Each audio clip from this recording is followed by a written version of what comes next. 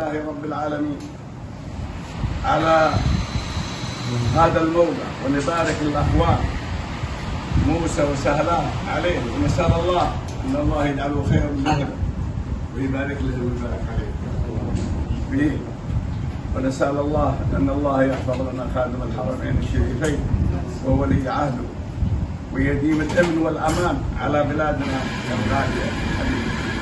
ونصلي ونسلم على رسولنا الكريم.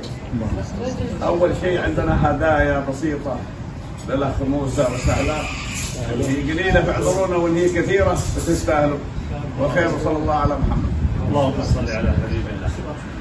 أولا أسأل الله العلي القدير أن يبارك لنا فيكم، يبارك لنا يطول العمر في توجيهاتكم، يبارك لنا دائما في دعمكم المعنوي والمادي، دائما انكم يا ابو حسين مكملين لنا في كل شيء، ينقصنا الشيء الكثير وانتم من يكملنا.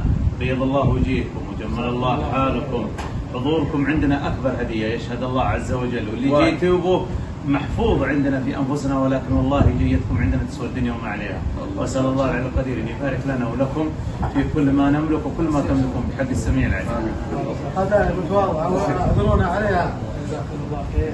تستاهلون الله يوفقكم ان شاء الله. خير وبركه ان شاء الله. وهذه ترون مكانه يعني لبلادنا، يعني هذا يعني تشريف للمملكه لنا، ما هو بس لنا، يعني تشريف يعني الموقع مما يلف من حضاره البلد. الله لا يهديك. حضاره البلد، ونسال الله ان الله يهدينا. نسال الله ان يجعلنا كذلك، يجعلنا عند حسن الظن بحق السميع العليم. الله لا يهديك. يعطيكم العافيه.